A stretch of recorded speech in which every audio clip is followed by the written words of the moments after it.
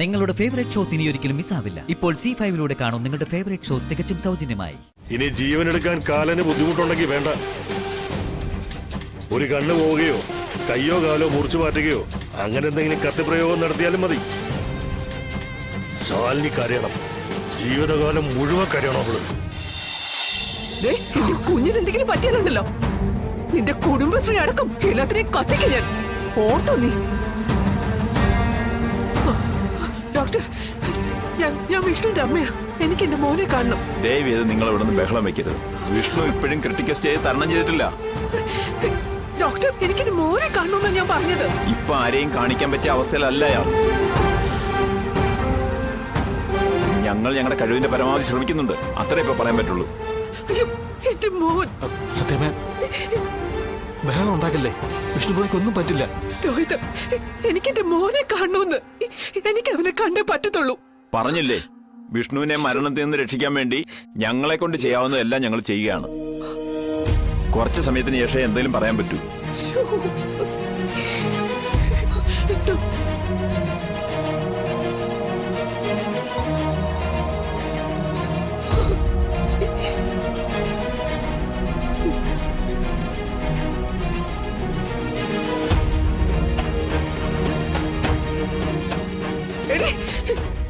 നിനക്ക് തൃപ്തിയായോടി?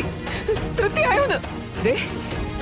എന്റെ മകൻ എന്തെങ്കിലും സംഭവിച്ചാലുണ്ടല്ലോ, നിന്റെ അമ്മ ശാരദയും ആ കുടുംബത്തെയും മുച്ചോട് ഞാൻ നശിപ്പിക്കും. എല്ലാത്തിനെയും ഞാൻ കൂട്ടിയിട്ട് പെട്രോൾ ഒഴിച്ച് ഞാൻ കത്തിക്കും. സത്യമാവേടി പറയുന്നത്?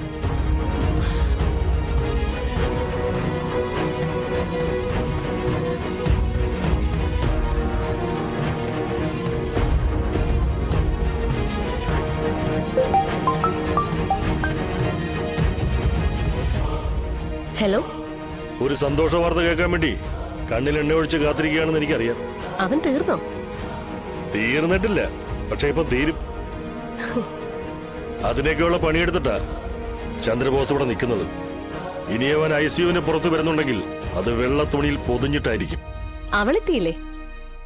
അവന്റെ ചങ്കിന്റെ പാതിയും കൊണ്ട് നടക്കുന്നവള്. പ്രണയത്തിന് അപ്ഡേറ്റ് ആയ പുതിയ പുതിയ പരീക്ഷണങ്ങൾ കൊണ്ടുവരുന്ന പ്രണയിനി ശാലിനി. ശാലിനി മാത്രമല്ല, അവളുടെ ശത്രുവായ സത്യഭാമയെ ഞാൻ വിളിച്ചു വരുത്തിയിട്ടുണ്ട്. പറ്റുമെങ്കിൽ രണ്ടും കൂടി ഇവിടെ കിടന്ന് അടികൂടി ആർക്കെങ്കിലും ഒരാൾക്ക് ചാവ് ഭാഗ്യമുണ്ടെങ്കിൽ ഒരൊറ്റ ആംബുലൻസിൽ തന്നെ ഈ രണ്ടു കൂടിയും കൊണ്ടുപോകാൻ. കൊണ്ടുപോകുന്നവന് ലാഭം, കാശ് കൊടുക്കുന്നവന് ലാഭം. ഇനി ശാലിനിയാണ് തീർന്നതെങ്കിൽ ഒറ്റ പട്ടടയിൽ രണ്ട് ബോഡിയും കൂടി ഒന്നിച്ചാൻ കത്തിക്കാം. അവിടെയും ചെയ്യുന്നവനും കൊടുക്കുന്നവനും ലാഭമാണേ. മൊത്തത്തിലപ്പോ ലാഭം നോക്കിയുള്ള പണിയാണല്ലേ? എനിക്ക് മനസ്സിലാവുന്നുണ്ട് സംസാരത്തിനിടയിലെ ആ സൂചന. ഓ, അതത്ര കാര്യമായിട്ട് തരണമെന്നില്ല. ഒരു മനസുഖം കിട്ടുന്ന പോലെ കിട്ടാ മതി. അമ്മാതിരി പണിയാ മധുശ്രീ ഞാനിവിടെ എടുത്തിരിക്കുന്നത്. അവനെ ICU ബെഡിൽ എത്തിച്ചിട്ടുണ്ടെങ്കിൽ അതിന് എന്തൊക്കെ വേണ്ടി വരുമെന്നും എന്തൊക്കെ ചെയ്യേണ്ടി വരുമെന്നും എനിക്ക് ചിന്തിക്കാവുന്നതല്ലേ ഉള്ളൂ. പിന്നെ ACP എന്ന സ്ഥാനത്തിന്റെ പവർ, അതൊന്നുകൊണ്ട് മാത്രം കയ്യിലുള്ള ഗുണ്ടായുസത്തിന് ഇങ്ങനെ വിലയിടാൻ പറ്റുന്നത്. അതൊരു ചെറിയ കാര്യമല്ല. എന്നിട്ടിപ്പോ അവിടുത്തെ അവസ്ഥ എന്താ? കണ്ണീർക്കടലാണോ അതോ അമ്മായിയമ്മയും മരുമകളും കൂടി പോരുകോഴികളെ പോലെ കൊത്താൻ തയ്യാറെടുത്ത് നിൽക്കുവാണോ? ഒന്ന് പറ ചിറ്റപ്പാ, കാര്യങ്ങളൊക്കെ കേട്ട് ഞാനൊന്ന് പുളകിതയാവട്ടെ. വിഷ്ണുവിനെ പരിശോധിച്ച ഡോക്ടർ പറയുന്നത് ഏത് സമയത്ത് എന്ത് സംഭവിക്കാന്ന്. ഹാർട്ട് ബീറ്റ് ഒന്നും നേരെ ചൊവ്വേ കിട്ടുന്നില്ല പോലും. ഏതാണ്ട് ഡോക്ടർമാരൊക്കെ കൈവിട്ട പ്രതീതിയാ. അപ്പോ ആ അധ്യായം ഉടനെ അവസാനിക്കുമെന്ന് പറയാം. ഇനിയിപ്പൊ റീത്ത് വാങ്ങിക്കണം, മുഖത്ത് സങ്കടം വരുത്തണം, സത്യഭാമയ്ക്ക് മുന്നിൽ പൂങ്കണ്ണീരൊഴുക്കണം. എനിക്ക് വയ്യ. അഭിനയിച്ച് ഞാൻ ഇന്നൊരു പരുവാകും. പക്ഷെ അവള് ശാലിനി, അവള് കരഞ്ഞു കരഞ്ഞു തീരണം. ചങ്ക് പൊട്ടി മരിച്ചാലും കുഴപ്പമില്ല. പ്രണയത്തിന്റെ സ്മാരകമെന്നോ മണ്ണം കട്ടയെന്നോ എന്ത് വേണമെങ്കിലും ആൾക്കാർ പറഞ്ഞോട്ടെ, എന്നാലും അവള് തീരുമല്ലോ. കളക്ടർ കൂടി ആയപ്പോ അവള് നിലത്തൊന്നും അല്ലായിരുന്നു. അവളുടെ ഉയർച്ച കണ്ട് എല്ലാവരും അവളെ അഭിനന്ദിച്ചപ്പോ ഞാൻ മനസ്സിൽ അവളെ വീണ്ടും വീണ്ടും ഉയർച്ചയിലേക്ക് പോകാൻ പ്രോത്സാഹിപ്പിക്കുകയായിരുന്നു. കാരണം എന്താണെന്നറിയോ? കൂടുതൽ ഉയരത്തിൽ നിന്ന് വീഴുമ്പോഴേ ഇതുപോലെ അവൾക്ക് എഴുന്നേൽക്കാൻ പറ്റാതാവും. വീണിടത്ത് കിടന്നവള് നിലവിളിക്കണം. അഹങ്കരിച്ചതിനൊക്കെ മനസ്സുകൊണ്ട് സ്വയം ക്ഷമ ചോദിക്കണം. എന്നിട്ട് ഒടുവിൽ അവൾ ഒടുങ്ങണം. മരണം മാത്രമേ ഇനി അവൾക്ക് രക്ഷയായി ഉള്ളൂവെന്ന് അവൾക്ക് ബോധ്യപ്പെടുന്ന നിമിഷം മാത്രം മരണം. അതാണ് അവൾക്കെതിരെയുള്ള എന്റെ മാസ്റ്റർ പ്ലാൻ. എന്നാൽ ആശയ്ക്ക് വകയുള്ള മറ്റൊരു കാര്യം കൂടി കേട്ടോ. ശാലിനി മാത്രമല്ല, ഈ സംഭവത്തോടുകൂടി സത്യഭാമ തകർക്കുന്നത് ശാലിനിയുടെ കുടുംബത്തെ കൂടിയാണ്. ശാരദാമ കൊണ്ടുവന്ന ഭക്ഷണം കഴിച്ച വിഷ്ണു രക്തം ഛർദ്ദിച്ചിരിക്കുന്നത്.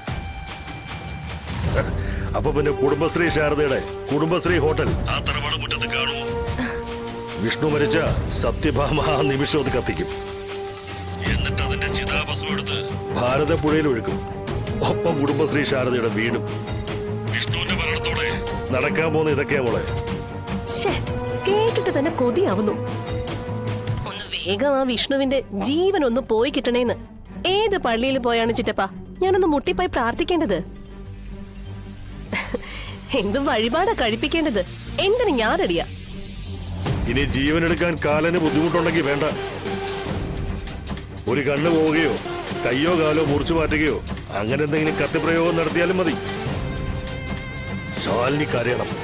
ജീവിതകാലം മുഴുവൻ കരയണം അവള്. മരിച്ച കൂടി വന്ന 6 മാസത്തേക്ക് കരച്ചിൽ കാണാം. അതിന് ഏത് കൊടിമൂത്തോ ഇഷ്ടമാണെങ്കിലും അതങ്ങ് മറന്നേക്കും. അതാ മനുഷ്യൻ. പക്ഷെ കിടന്ന് നരകിച്ച് ഇഴഞ്ഞ് നിരങ്ങിയുള്ള ജീവിതമാകുമ്പോ മൊത്തത്തിൽ അതങ്ങ് അറ്റം വരെ നീളും. പിന്നെ ഒടുവിൽ രാഗി അവള് തന്നെ അവനെ കൊല്ലും. അങ്ങനെ അങ്ങ് എഴുതി തള്ളണ്ട ചിറ്റപ്പ. ഇങ്ങനെയുള്ള എത്ര കടമ്പകൾ കടന്നവളാ ശാലിനി. നമ്മൾ എന്തൊക്കെ ചെയ്തു? മലമ്പാമ്പിന്റെ മുറിവ് കൂടുന്നത് പോലെ ഇത് വല്ലതും അവൾക്ക് ഏശുന്നുണ്ടോ? അങ്ങനെ ഇങ്ങനെയൊന്നും ഒടുങ്ങുന്നവരല്ല വിഷ്ണുവും അവനെ മനസ്സിൽ പ്രതിഷ്ഠിച്ചുകൊണ്ട് നടക്കുന്ന ശാലിനി.